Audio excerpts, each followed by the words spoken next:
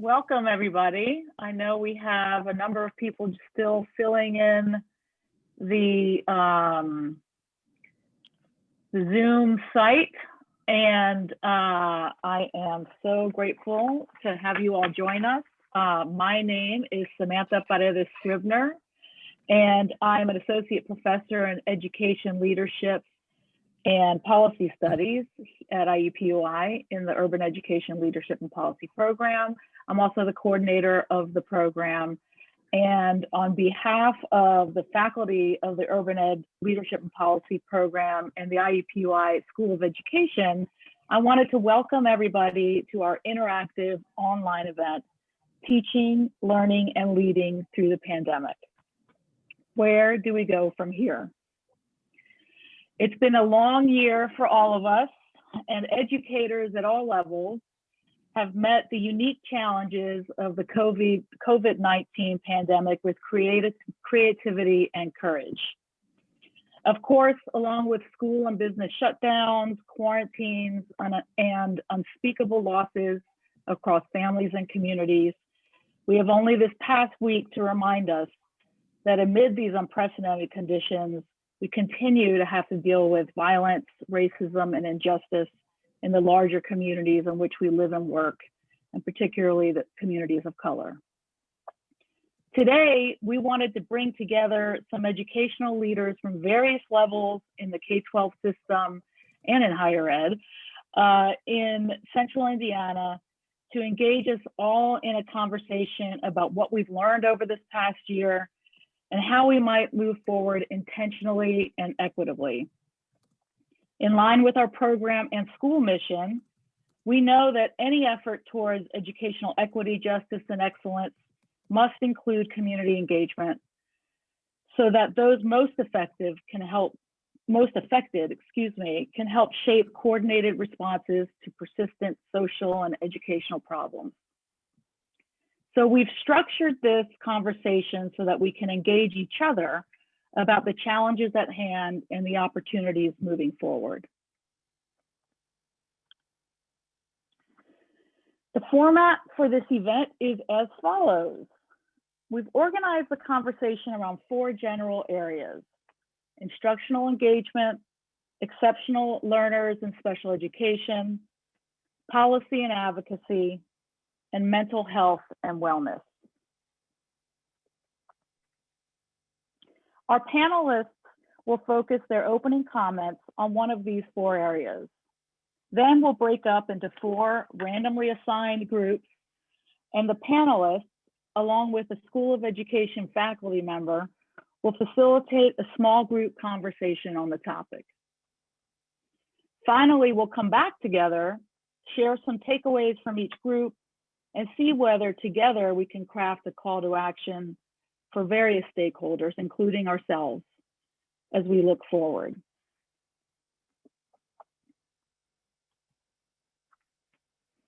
Pardon the blurry image here, but I want to introduce our panelists, and I'm going to let them also tell you a little bit about themselves. But first we have our first panelist is Dr. Jake Allen. He's Associate Superintendent at Mooresville School. He's also an Urban Principalship Program graduate and an IU EDD doctoral program graduate from IU Bloomington. We also have Sarah Benitez, who's a bilingual teacher leader from Forest Glen and Lawrence Township. She is a current Urban Principalship Program student and a leader in her own right. Sue Mahoney joins us as Assistant Director of Exceptional Learners in Warren Township, another UPP alum, and also an alum of the Director's License Program at IUB for Exceptional Learners. And Corey Franklin is a principal in IPS at Arsenal Technical High School. Corey is an ongoing partner of IUPUI and did some of his teacher ed work, I believe, through the IUPUI Urban Teacher Ed program. Ebony Crow joins us from Warren Township as well. Ebony's a Dean of Students. She's a doctoral program in our Urban Ed Studies program, and she's working toward a joint degree in which through a partnership that IU School of Education has with McKinney School of Law, and it's a joint MJ PhD program. So we're really appreciate Ebony joining us.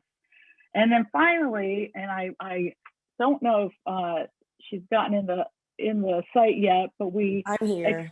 Oh, thank you, India. India Johnson joins us, principal of Thrival Indie Academy, from IPS, also a children's book author and leader in the community. And, you know, not to plug us too much, I don't think you can, also a UPP graduate from our Masters in Leadership program. So I asked each panelist to think about guiding questions. And we're going to do this sort of across those themes that I mentioned before.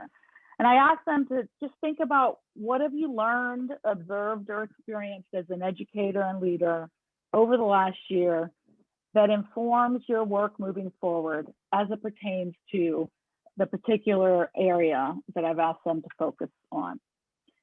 So we'll start with instructional engagement. And for this topic, we've got two of our leaders. So I'm going to throw it over to Jake Allen and ask you to talk a little bit about what you've learned from your role and, you know, what your insights are. Absolutely. Thank you. Good evening. It's wonderful to see everybody. Yes, of course, this last year has been quite a lot to take on. Something that I had spent a lot of time with studying before the pandemic was equitable access to technology. It's actually what I focused my dissertation on. Dr. Maxey helped me out with that tremendously, Dr. Scribner. But then it really became more prevalent and evident during the pandemic. So one of the greatest inequities that we see is that home environment, or that environment away from school. And then furthermore, just that access to technology. And whether it be actual devices or whether it be access to high-speed internet. But when you think about the role that that plays in the education process, and when we had 25% of our students who lacked reliable access to either devices or high-speed internet, we face significant roadblocks in the learning process, K through 12, and even including the parents and guardians in that. So it really forced us to think differently about what resources we provide to our students. It forced us to think differently about community partners that we had to help provide resources. And it really forced us to reflect on our instructional practices and how we can not only provide students those resources, but then also engage them from that perspective of how we utilize those resources in the learning process. And that was a big learning curve. Of course, we all got kind of thrown into this fire last March, and just candidly, we did not do very well with our virtual instruction. We were trying to keep our heads above water. We were all stressed. We lacked the answers and that confidence that we have or would like to have. But we got much better this year. But also as we move along, I mean, we still see many struggles. There are bright spots, but we certainly still see struggles, and we see it affecting and impacting our community that is more impoverished, that faces more of those challenges. It's impacting them disproportionately, and so we're also working to address that greater issue as well. Thank you, Dr. Awesome. Scribner. I'll probably stop. Thanks, Jake. That's all right. Sarah, talk to us from the teacher leader perspective. Hi, yes, absolutely. Hi, everyone. I hope you're having an awesome evening. Thank you so much for joining us. My name is Sarah Benitez, dual language teacher leader in the Urban Principalship Program. I would say as an educator, I have learned far more about instruction, teaching, and engagement than I ever imagined.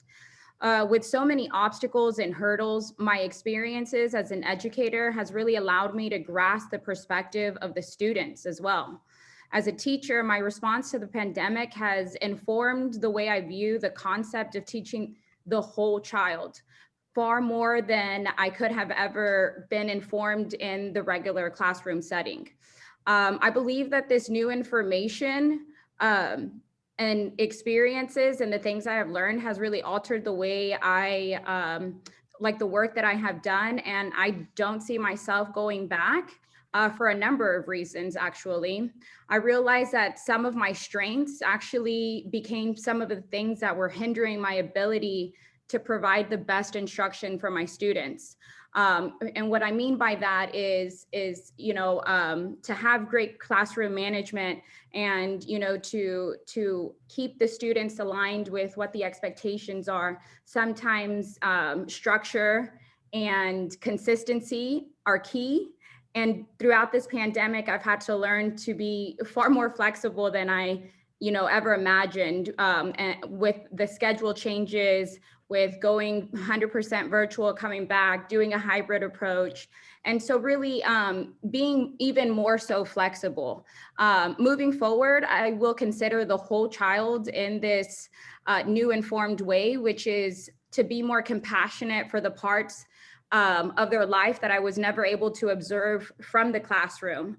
The emotional impact from the societal factors that can hinder their learning or prevent them from engaging. Also, just fostering the development of their employability skills, which I feel like, when they are in this independent setting of virtual learning, that was something that became very prevalent, like it needed to be addressed. That was something that we definitely needed to foster the development of. And through all of this, I have filled myself and those around me with the collection of engagement strategies, tools, and techniques. And while COVID may have negatively impacted the academic, social, and emotional skills of some students, others are thriving in this new environment, which is another reason for why I don't see myself going back, because through COVID, we have learned to target and hone in on some of these skills for our students. And I feel like we should continue to offer this to students and families that appreciate and found value in this new virtual learning setting and environment.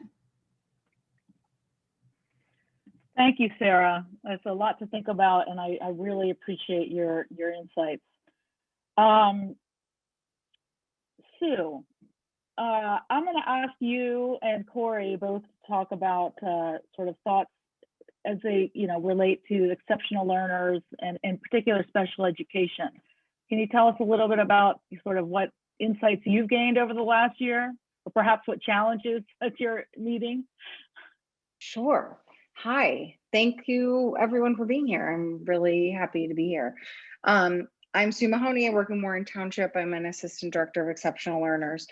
And we had never in Warren Township had an e-learning day ever, one day before this pandemic started. So it was something we were preparing for, but we weren't prepared for having to be home for multiple months.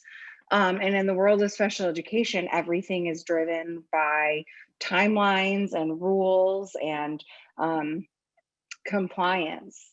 The law really focuses on compliance, not on instructional practices. And we are trying to focus on instructional practices and have compliance be the thing that just happens easily.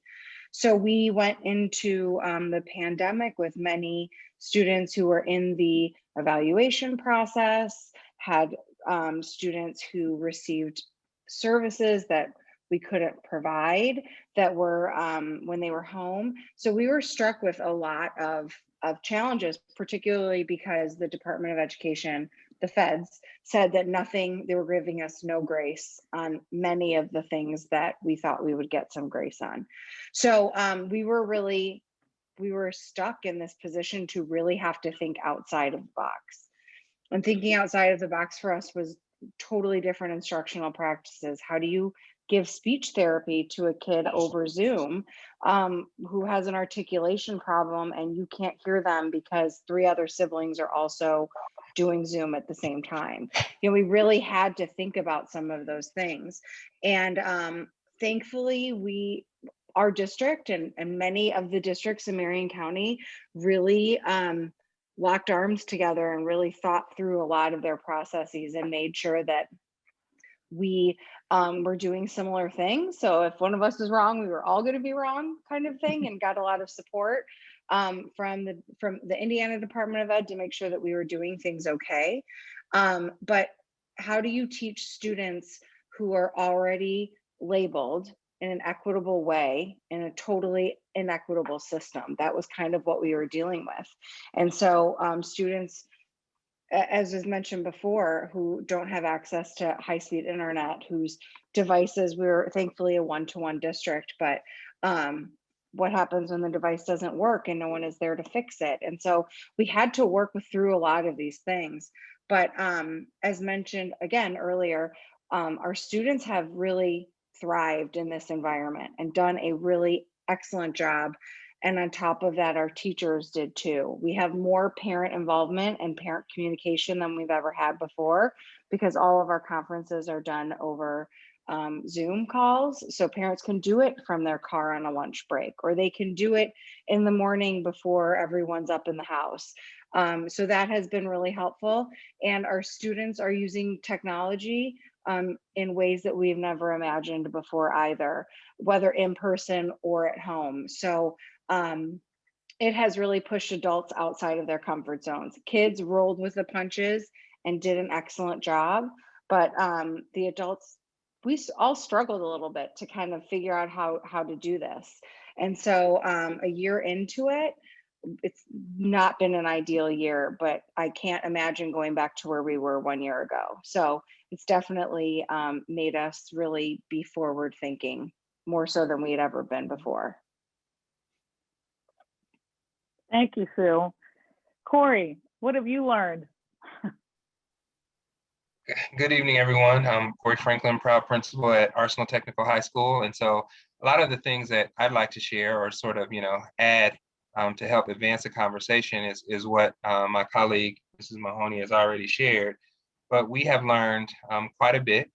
The things being, just how we were going to provide access, to services to many of our SPED students or students that, needed support that, in a normal or traditional setting, we would have been able to provide. And so some of those things were centered around just how we thought and being able to think very creatively and differently, especially around like, how are we going to progress monitor? How are we going to, really provide those therapies, speech therapy, OT, PT, all of those different things for students in a virtual space. And even also make sure that, we closely monitor those students that had lagging skills to ensure that those skills weren't continuing to weaken and us really serve as a strong support there. So for us, we continue to ask the question, how do we get parents the services to students and students the services they actually need during the time, which is still a question that we constantly ask ourselves because we want to make sure that we're doing the absolute best. And so we keep coming up with making sure that we, use our parents as partners to make sure that they have a seat at the table and they chat and share with us, what's working and what's not working. In addition to that, making sure that we, understand that every home is different. I think with this change, we have realized that we have to really rethink school and what our construct traditionally of school is, and what we thought about school has been forced to shift, and that now we're going into homes virtually. So we have to space and bounds, and we have to be very understanding as it relates to many of those things, and also making sure that we can support parents through many of these challenges, because there are some things that we are just discovering and learning as we go. And so we've been strong advocates and collaborators with the Department of Education, just other districts, and making sure that we are doing the absolute best. Of course, following the student's IEP or sitting down and working as a case conference committee and really looking at, what's the absolute best thing that we can do. I think overall, we've learned that increased communication, really understanding that we have to get to know our parents and students in ways that may push beyond this surface level approach, and really finding out what is the instruction and the supports that we have to provide. for students. So we are still learning, but we are understanding that our kids can be successful in this space. Also, of course, increasing our partnership with families. I think Mrs. Mahoney even shared, our families are communicating a ton more. We're engaged a lot more now because parents have some flexibility in how they can communicate and reach out to us. So we are still in this phase of just learning and being able to adapt and adjust as necessary.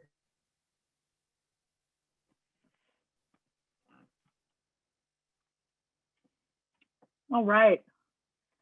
Thank you, Corey. I think there's going to be quite a bit to talk about in terms of,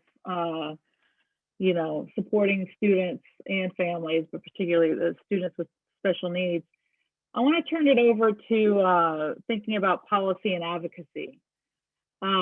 We know that school districts and schools have really had to rethink policies and practices that are guided by policies as a result of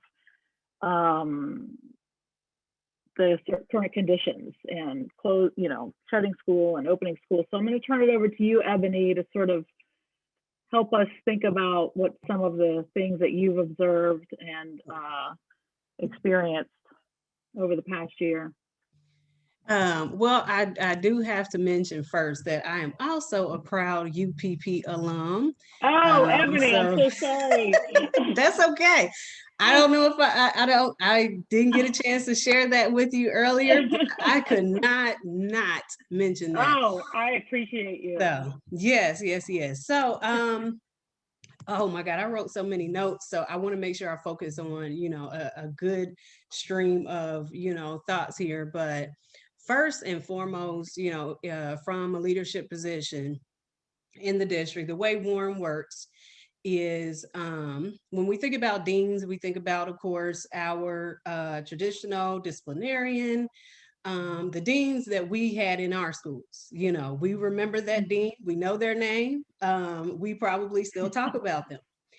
So the way that Warren Township, and I believe some districts function the same way, we are considered grade level administrators responsible for a cohort and teachers that are with that cohort, meaning that we evaluate and so forth. So with that said, we also follow our students along with our guidance counselor. So with that said, I am responsible for 318 seventh graders and approximately 18 teachers. So during this pandemic, I have first and foremost learned this pre-pandemic, but I really learned to develop a sense of being the one that holds their stuff together. Or at least, appearing to have it together for everyone else. And very, very tough position to be in, but I've learned to do that very well. And it has taught me that in the moment of crisis, when you're in leadership, that one of the toughest jobs you have is actually just holding it together. And so I've first and foremost, I think that is one of the things that I have learned, because I think it matters the most. India is going to touch on mental health, but I think if that is not in place, then leadership is not in place. Because when you fall apart, everyone else will fall apart more than likely. So now, as far as some of my responsibilities in leadership, which is, of course, policy, school policy, enforcing school policy, and all of those good things, what I've learned is the way we typically enforce school policy was not the way we approached it this year. And I was very happy about that, because oftentimes we are so wrapped in the nuances and so wrapped in the, I guess, the practice of doing our job, that we forget, especially when it comes to, as the dean, when students have behavior issues, then of course there's a consequence that follows. It is not always punitive. And honestly, I don't believe in being punitive in the sense that we know of.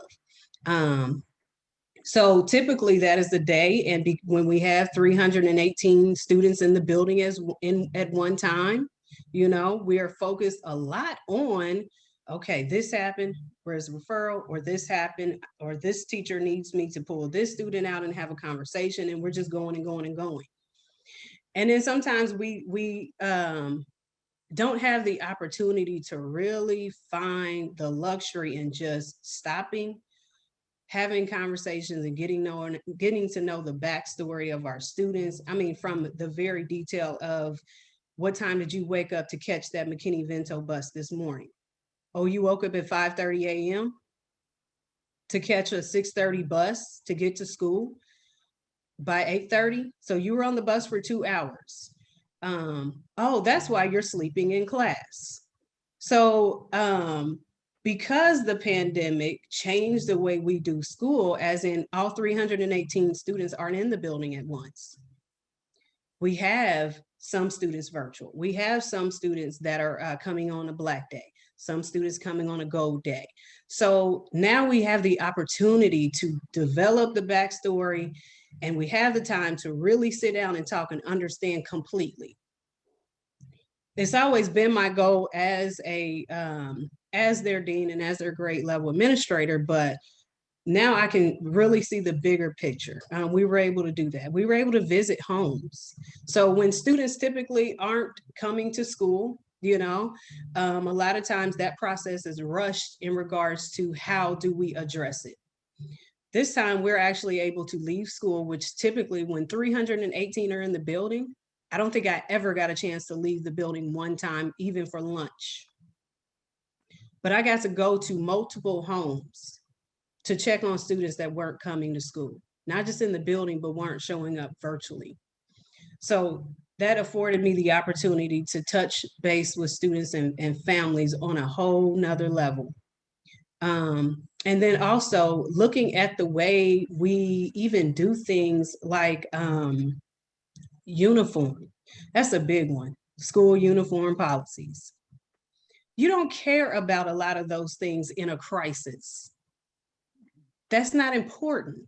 You know, those are some of the things that we had to look at, like what is really important. And now that we are soon to be post-pandemic in the educational setting, so okay, let's continue on this wave, and how do we change the policy so that it is more fitting to meeting the need of the student, and we're focusing more on that rather than because you wore a hoodie to school today. Because now we know, oh, a lot of you wear hoodies because that's the only thing you have. That is actually your coat, or that is the only shirt that you came to school with. So, so if anything, this pandemic has taught me as a leader to really understand how a lot of the policies and a lot of the things that we see on surface level is not what it seems, and a lot of them are not as important as we thought they were. And from this point forward, how do we make sure that we are now focusing on what is really important and truly helping students to learn, because that's our ultimate goal. Thank you, Ebony. I can absolutely appreciate the impact of a crisis in terms of thinking of those policies that we take for granted. And I know I see along the participant list, we have other school and district leaders, and who hopefully in the small groups will be able to talk about that, and as well as a number of other structural and policy related issues, like, as you mentioned, attendance and staff leave policies and who is essential personnel, those kinds of things.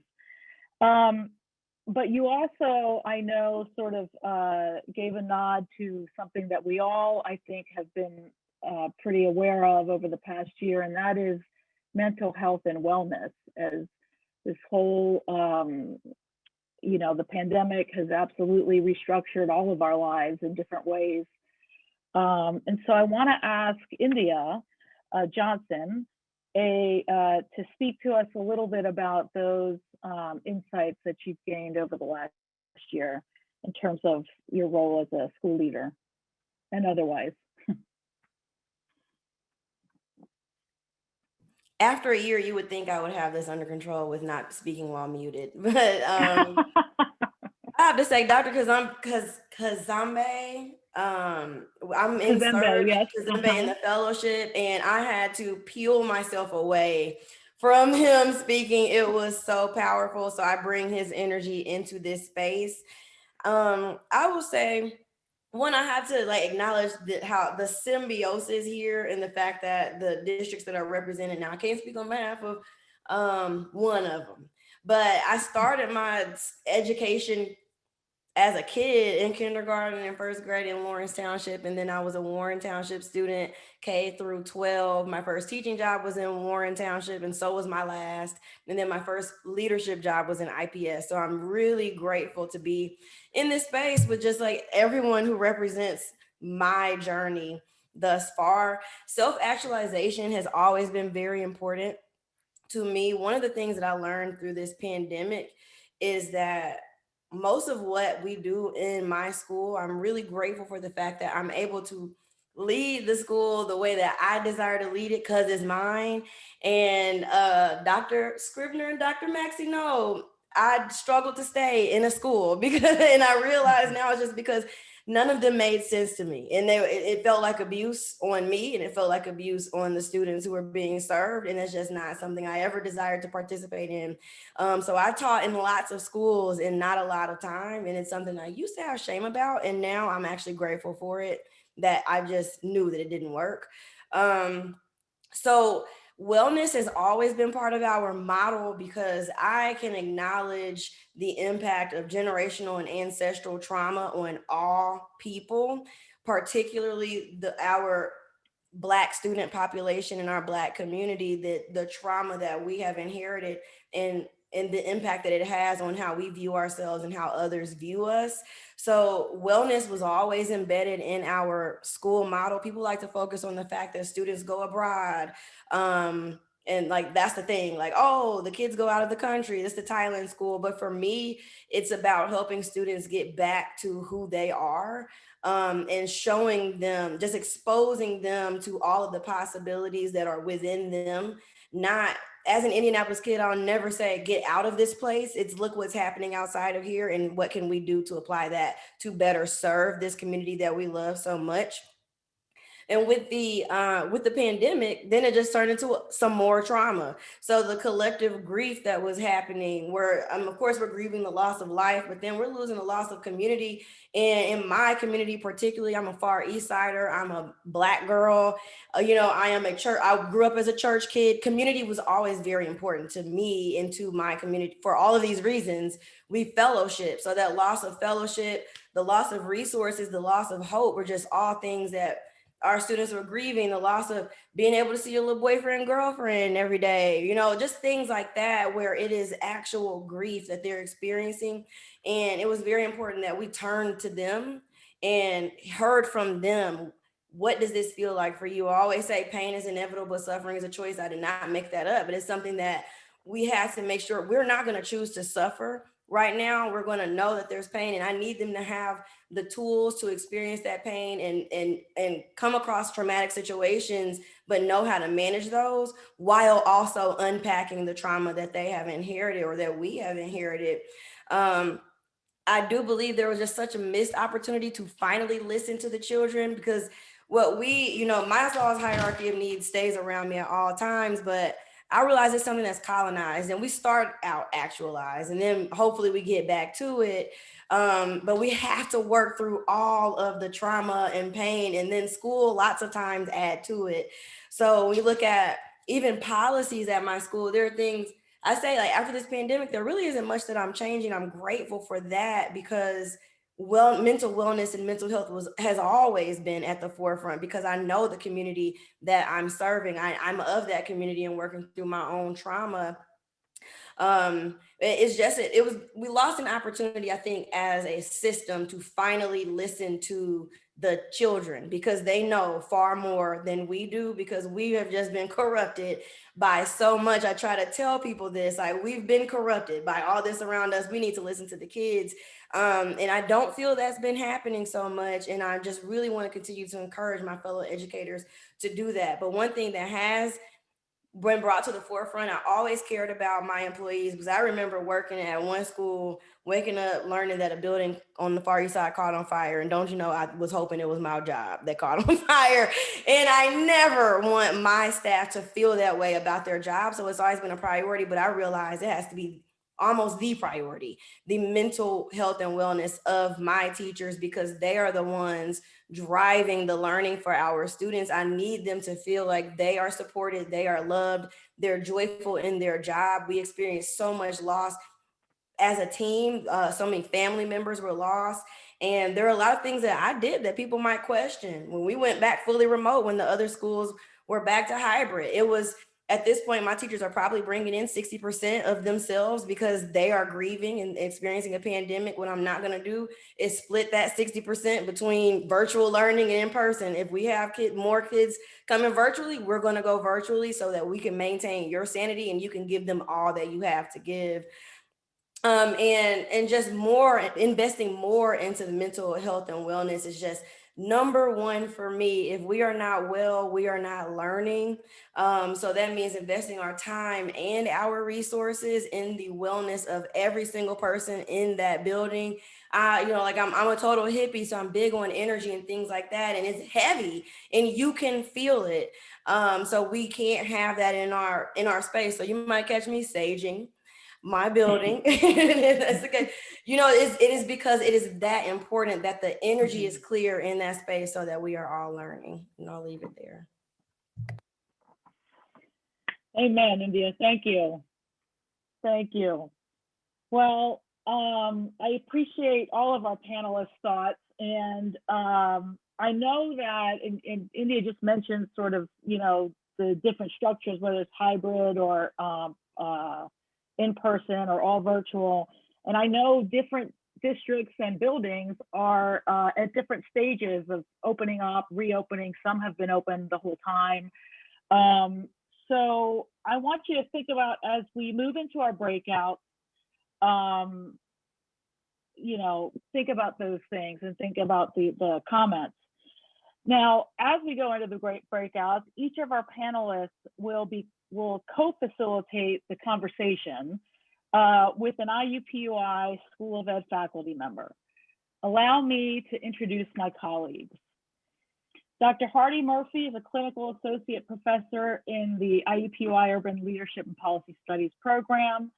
His areas of scholarship include district and school improvement, strategic planning, effective program implementation, and evaluation, supervision, and evaluation, and special education inclusion.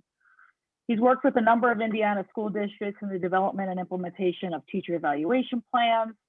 And prior to joining IUPUI, he was the executive director of the Indiana Urban Schools Association, a research scientist at the Indiana Institute for Disability and Community, the Center for Education and Lifelong Learning, and a co-director of the Indiana Teacher Appraisal Systems of Support. He's a former school superintendent out of Evanston, Illinois, and has held many positions within the K-12 education system. He also currently, in addition to his courses in the Urban Ed Leadership Program, he provides technical assistance in strategic planning, program implementation, and evaluation at the local, state, and national level. Christina Santamaria Graf is an assistant professor in special education in our Urban Teacher Education Program at IUPUI. She has expertise in bilingual and multicultural special education and applies her skills in working with Latinx immigrant families of children with disabilities. Her scholarship focuses on the ways community-engaged partnerships with families and other stakeholders can transform inequitable practices impacting youth and disabilities at the intersections of race, language, and other identity markers of difference. Currently, she's a co-investigator on a state-funded grant project titled the Digital Education Hub for Rigorous Learning with Communities, through which she and the project team are co-generating a digital library of resources for students, their families, teachers, and communities in response to COVID-19. David Nguyen is an assistant professor of urban ed leadership and policy and an adjunct professor of law at IUPUI, where he teaches and researches in the areas of education law and policy and its implications for marginalized populations. He's earned his Bachelor of Science in Secondary Education, a Doctor of Jurisprudence, Master of Business Administration, and a PhD in Education Policy Studies, all from Indiana University. As a recipient of the Rotary Foundation Ambassadorial Scholarship, David earned his Master of Advanced Legal Studies from Leiden University in the Netherlands. He is licensed to practice law in Indiana, North Dakota, and Texas. And Dr. Chalmer Thompson is coordinator of the Counseling and Counselor Education Program at IUPUI and formerly director of training of the doctoral program in counseling psychology at IU Bloomington. She's also served in the faculty at the University of Southern California and the University of California at Santa Barbara, and has written widely about racism's psychological impacts on the human condition in the US and the diaspora, and what people can do about them and about oppression overall. So with that, I'm gonna ask Laverne Johnson, our special events coordinator, who is managing the breakout groups, to go ahead and set that process in motion, and you should find yourself in a breakout room. I don't know if you may have to click something. I think my notifications are showing up. I don't know if they're showing up on your screen, but anyway. I think everybody's back. Is that right, Laverne? Everyone is back. We're recording. Fantastic. Well, welcome back, everybody. And again, I apologize that it may have felt somewhat abridged, but I know from having visited the different groups that there was some good conversation. So I'm going to ask the panelists and focus groups to maybe share with the rest of us some of the major takeaways from your, albeit short, conversations. So how about Sarah, Jake, and Hardy on instructional engagement? Jake talked about teacher evaluation changing to become more of a conversation, which is where we thought it ought to be to begin with. I'll start and then let other people chime in.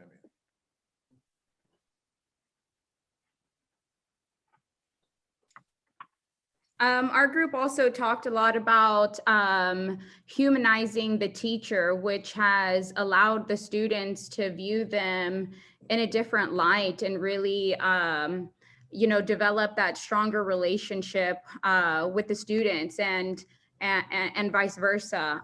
Because sometimes, there have been times, I'm sure, where one of you has seen your teachers out at the grocery store and you're like, oh my God, this is so weird, because you're just used to seeing your teacher out of that school setting, and to be able to maybe see a snapshot of their life, maybe my dog that was here in the background, my children that run around, it kind of helps the students and the families understand that we're humans also.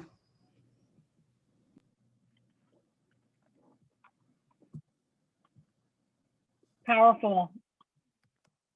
I don't want Jake, did they cover it? Yeah, I feel I echo the relationship piece, a lot of talk about that, and adjusting as we go through this and what we'll take with us. And to Dr. Murphy's point, we talked about grace and expectations when it comes to teachers and students throughout the learning process, but yet staying focused and providing what they need. Thank you. How about Christina, Sue, and Corey? Yes, I think I'll start off, but so many of the comments that were made just were articulated so well by Corey and by Sue and by other folks participating. I'd love to hear their voices. But one area, and Corey, I hope you don't mind I put you on the spot, but there was a conversation around accountability with grading. It was actually a question that Latasha had asked, and really, really important conversation around this idea of grades during this time, the difference between them being punitive and all about compliance versus looking for mastery. And what does mastery mean? And so Corey was talking about the spirit and intent behind grading. And I would love, Corey, for you just to, if you don't mind, just to step in and to elaborate on that in the way that you were talking about it. Sure. So, the question was asked, does grading sort of look like, or how we are addressing? And one of them, pleased to say, is that our district does have a policy where, we don't give grades that are, our students don't earn grades. We don't give grades that are lower than a 50%. But really looking at how we as teachers can, give kids really solid feedback, look at mastery, really determine the skills that, support their growth around that particular standard, and pushing that. And that's a hard adjustment for many educators, especially as was mentioned in our conversation at the secondary level, because students are earning credits. So students are earning credits, there's an expectation around, what things should look and sound like. But in this space, we have to remember the intent and the spirit behind grading and being able to give kids, solid, sound feedback in order for them to work until they get to a place where they understand or they're mastering whatever the content is. As teachers, that's a part of our work, right? And so I shared that, I've been known to have conversations with my team about, you always give 100% all of the time. And so there's never been a time where our district has paid someone 50%, of their pay because of something that they've done, because, they just didn't give it their all. So again, it's the spirit, it's the intent, it's the, the push behind why we're doing what we're doing, and being able to do it in a way that really supports kids. So that was the gist of what we highlighted. And Mrs. Mahoney or anyone else, feel free to chime in there.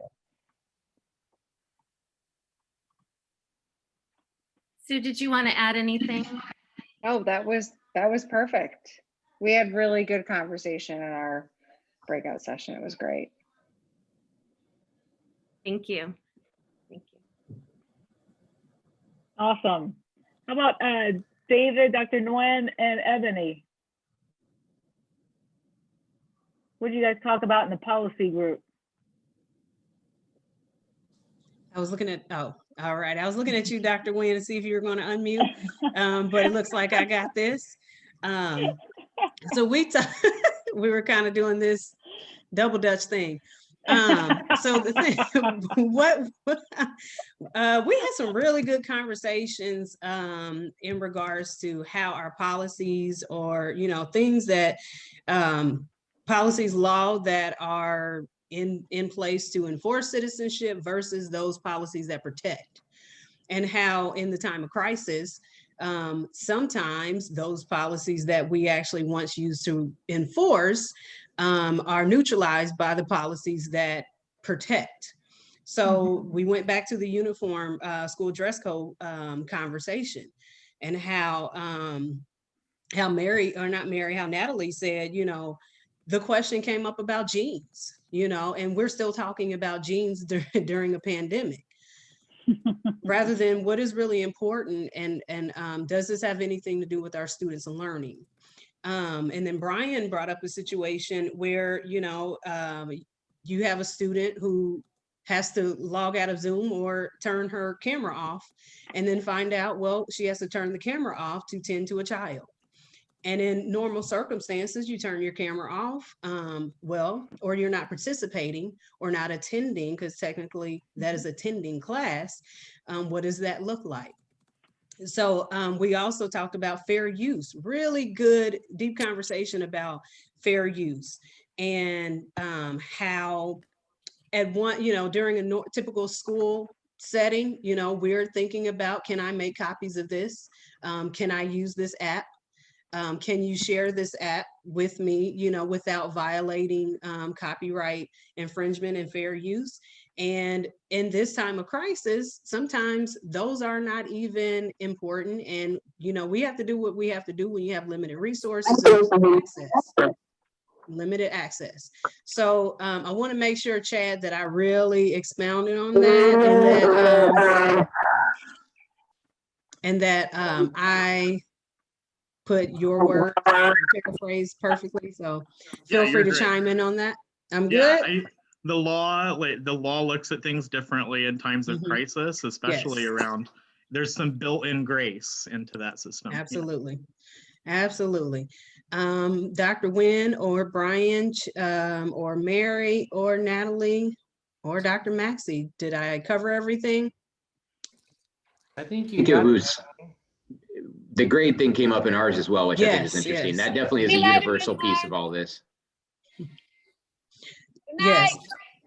We did. We also talked about grading policy and what a grade looks like moving forward.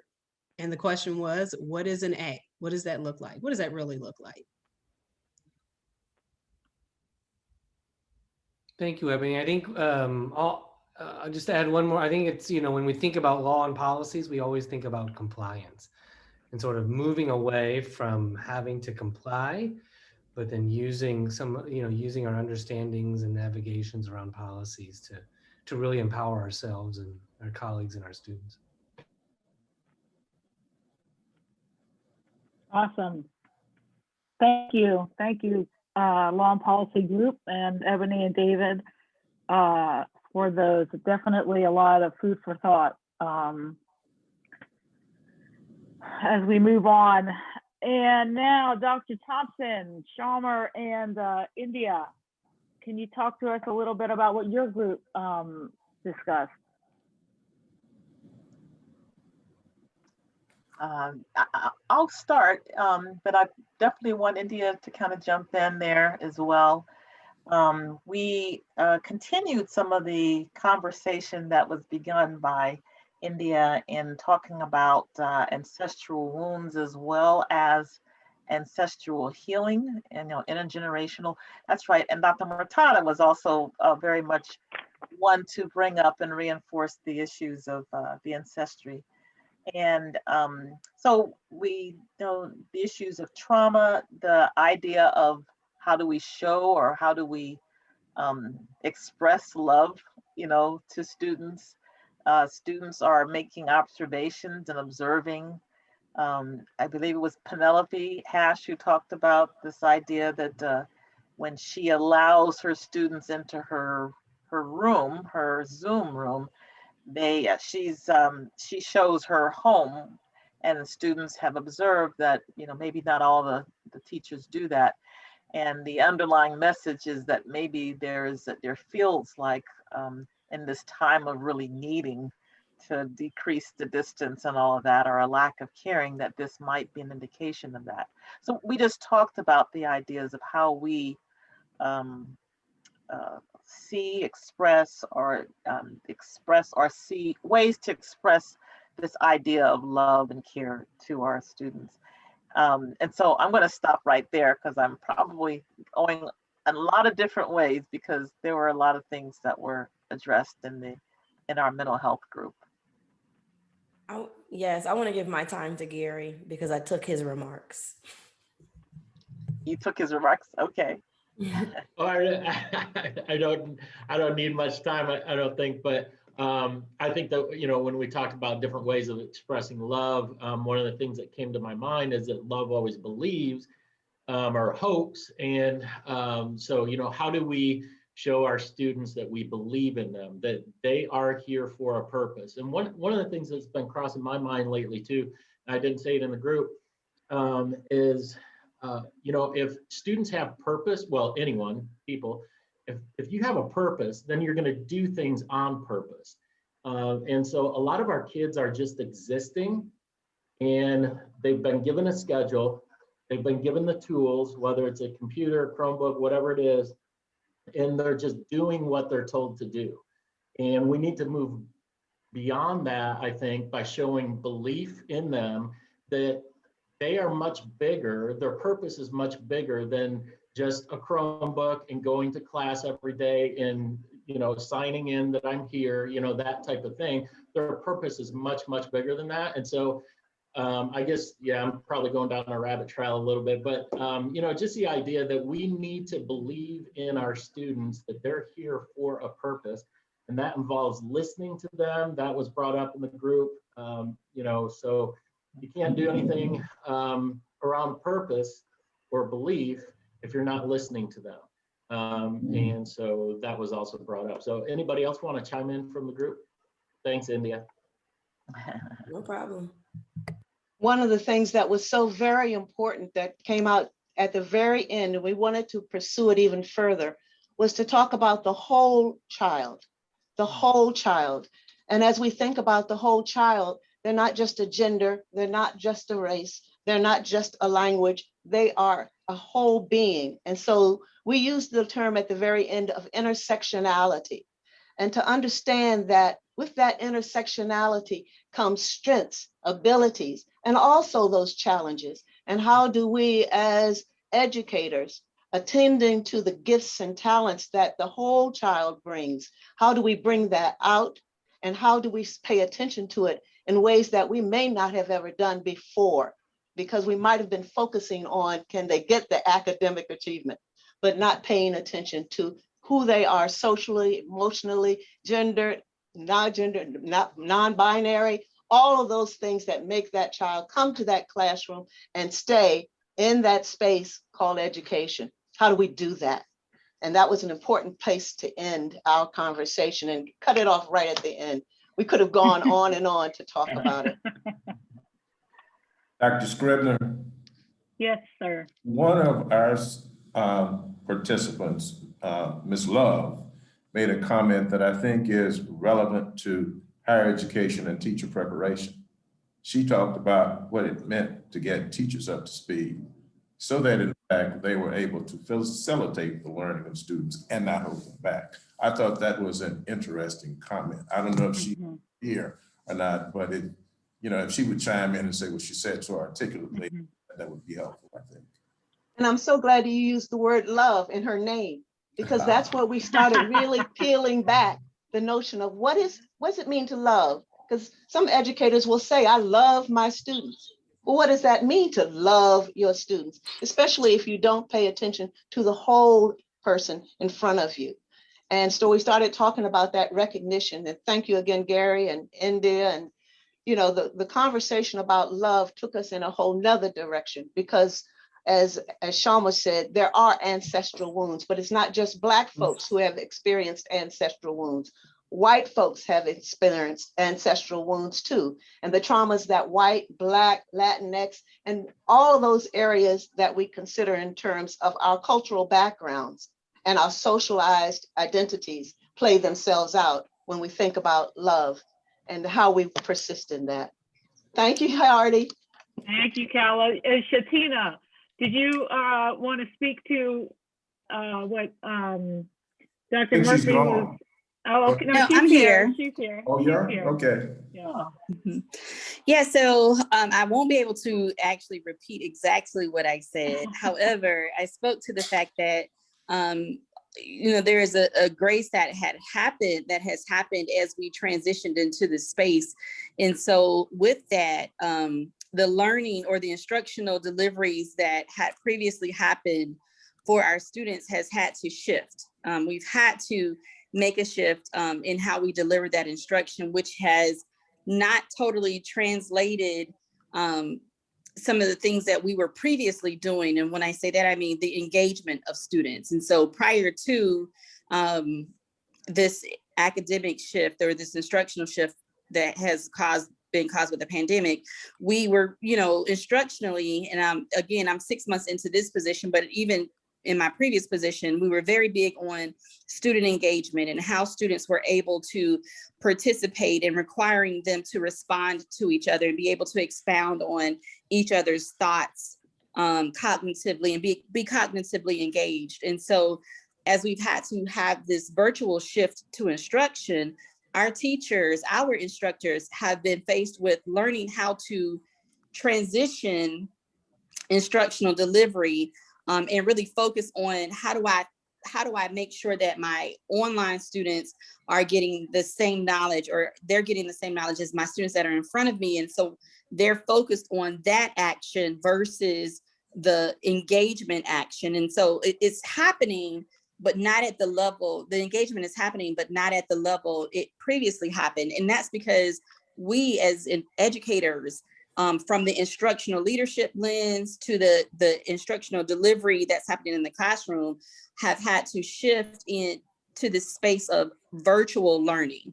And so our learning is happening simultaneously. And I'm sure it's been the dead horse of, building the plane while you're trying to fly it, or building the bicycle while you're trying to fly it. But because our focus is in trying to figure out that balance of how do I shift which now can be almost identified as being antiquated, but my instructional modality, how do I shift that now to address, what our students need? And so with that, in us learning, and instructors, instructional leadership, instructors that are actually delivering the instruction, and us learning how to make that shift, have we in fact slowed down the learning opportunities for our students? Because they were already, while they are digital natives, and they are very open to learning things virtually, is it because that we are not used to delivering it virtually that their learning has been impacted? And so I will continue. I heard a gentleman say it, Hal Smith from the NAACP, a couple of weeks ago, maybe a month or so ago. He said that our students are not in fact facing, or they're not facing a learning loss, but it's actually an instructional loss. And that instructional loss is happened because we, the instructors, are having to learn at the same time. I thought that was fascinating to hear that the students were better prepared. Yeah. To teaching the virtual learning than we were ready to deliver it to them. That's why I mentioned the implications for teacher education. Well, I think I appreciate all of that, and I have one of my eyes looking at the time, so I want to be mindful of that. But I also want to point out one thing that to me is just been really powerful, and that is, and from that leadership policy perspective, we study institutions and how they work on and for people sometimes, and I know there's a saying that says institutions can make people small. And one thing that I did not expect to take this away as powerfully as I have is that with this,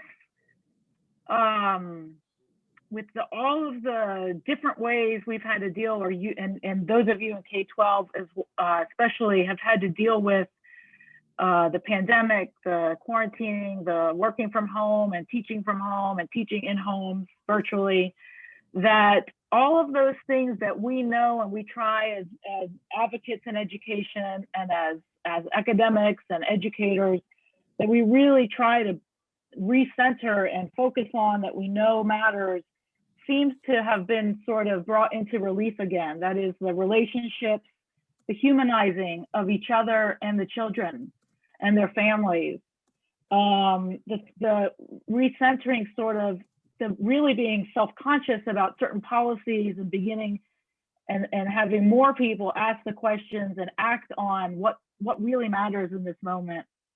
And certainly this notion of love and sort of rethinking this. In education too, we can get so driven by compliance.